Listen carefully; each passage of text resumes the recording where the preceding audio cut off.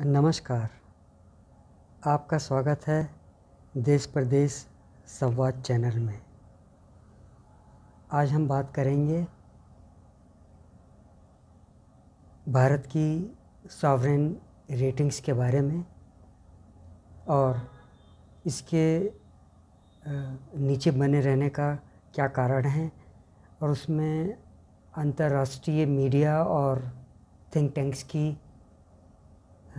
क्या भूमिका है उसके बारे में। पश्चिमी मीडिया भारत के खिलाफ अर्ध सत्य का न केवल प्रचार प्रसार करता रहता है बल्कि औपनिवेशिक पूर्वाग्रहों से भी ग्रस्त नज़र आता है। इसमें किसी के मन में शंका की कोई गुंजाइश इनके बारे में रहनी नहीं चाहिए। मीडिया आलोचना जब निष्पक्ष न होकर दुष्प्रचार का एक अंग बन जाए तो सरकारें, ख़ास तौर पर लोकतांत्रिक सरकारें भी इनके सामने बेबस हो जाया करती हैं। भारत के खिलाफ न केवल अंतर्राष्ट्रीय मीडिया बल्कि थिंक टैंक्स और एकेडमिक्स भी बहुत मुखर रहे हैं और मौके की ताक में रहते हैं भारत की अनावश्यक आलोचना करने के लिए। इसका सीधा सीधा असर भारत की सॉवरेन रेटिंग्स को निर्धारण करने पर पड़ता है और भारत की रेटिंग्स गिरती है। किसी भी देश की सॉवरेन रेटिंग वहाँ की राजनीतिक स्थिरता, मीडिया की स्वतंत्रता, कानून का शासन, भ्रष्टाचार और शासन के मूल्यांकन आदि पर निर्भर करता है। ये सभी सब्जेक्टिव फैक्टर्स है, यानी कि व्यक्तिपरक कारक है।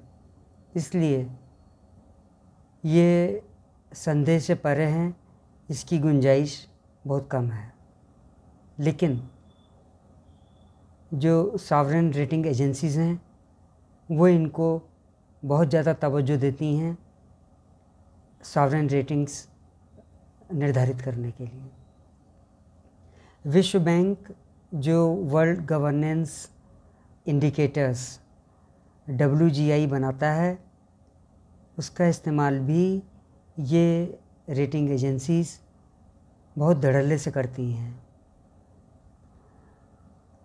WGI को बनाने की प्रक्रिया जो है वो भी संदेह से परे नहीं है, क्योंकि ये जो मापदंड हैं वो पश्चिमी मीडिया के कवरेज, गैर सरकारी संगठनों और कुछ गिने चुने एकेडमिक से बातचीत के आधार पर बना लिए जाते हैं। WGI तालिका में भारत और नीचे गिर सकता है ऐसा अंदेशा बना हुआ है, क्योंकि पिछले 1-2 साल से भारत के खिलाफ अंतर्राष्ट्रीय मीडिया में और दूसरी एजेंसीज़ में लगातार नेगेटिव नैरेटिव बना हुआ है। ऐसा देखा गया है कि ये जो थिंक टैंक्स हैं इनमें भारतीय मसलों से संबंधित कोई जानकार होता नहीं है, न ही इनके पास में भारत से संबंधित कोई नवीनतम जानकारी होती है। चहेते पत्रकारों, गैर सरकारी संगठनों और एकेडमिक से सतही सर्वेक्षण कर लिया जाता है और ये इंडिकेटर्स बना लिए जाते हैं।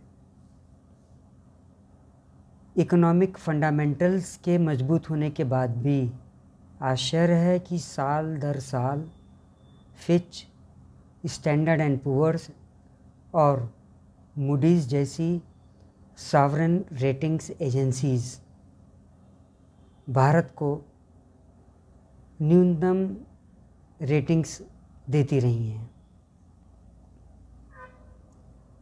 मजबूत फंडामेंटल जो भारत के हैं इकोनॉमिक फील्ड में, उनको आधार बना करके भारत को सतत प्रयास करते रहना होगा कि वो उसकी सॉवरेन रेटिंग्स ऊपर उठे, वो नीचे ही ना बनी रहे।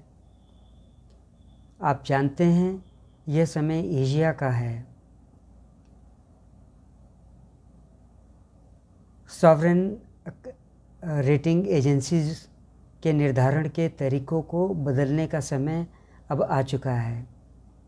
रेटिंग एजेंसीज के पक्षपातपूर्ण रवैये में बदलाव विकासशील देशों के सहयोग से ही संभव है।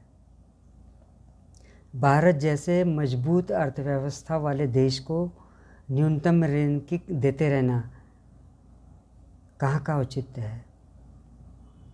सॉवरेन रेटिंग्स प्रति व्यक्ति आय, सरकारी आय, मुद्रास्फीति की दर, कर्ज चुकाने की क्षमता आदि बातों से प्रभावित होती है। तो फिर भारत के संदर्भ में रेटिंग एजेंसीज कर्ज चुकाने की भारत की जो क्षमता है और जो इच्छा शक्ति है उसका मान क्यों नहीं रखती हैं। इन एजेंसियों को प्रति व्यक्ति आय से कुछ ज़्यादा ही लगाव है, जिसके परिणाम स्वरूप हायर डेफिसिट वाले बहुत सारे देश इन रेटिंग्स में भारत से आगे हैं। इतना जाने रहिए कि भारत को अंतर्राष्ट्रीय बाज़ारों से कर्ज लेने की ज़रूरत नहीं है। सरकार इन बाज़ारों से कर्ज लेने की मोहताज नहीं है। तो फिर भारत के लिए इन रेटिंग्स का क्या महत्व है कि सरकार इनके प्रति इतनी संवेदनशील बनी रहती है। दरअसल इसका असर मार्केट सेंटिमेंट पे पड़ता है और स्टॉक मार्केट और डायरेक्ट जो फॉरेन इन्वेस्टमेंट है, FDI फॉरेन डायरेक्ट इन्वेस्टमेंट, वो प्रभावित होने लगता है। अंतर्राष्ट्रीय मीडिया इसमें भारत को जिस तरीके से अनावश्यक रूप से घेरते हुए आ रहा है, उसके ऊपर मैं जल्दी ही एक अलग से वीडियो बनाऊंगा और उसमें मैं आपको बताऊंगा कि उन्होंने कुछ 10-12 शब्द जो हैं वो कैसे गढ़ रखे हैं और उनके आसपास में ही सारे के सारे मिल कर के भारत के ख़िलाफ़ में नेगेटिव नैरेटिव चलाने में लगे हुए हैं। आज के इस अंक में बस इतना ही। आपसे अनुरोध है कि आप मेरे इस चैनल को देखिए, साझा कीजिए और मेरे साथ जुड़े रहिए। जय हिंद।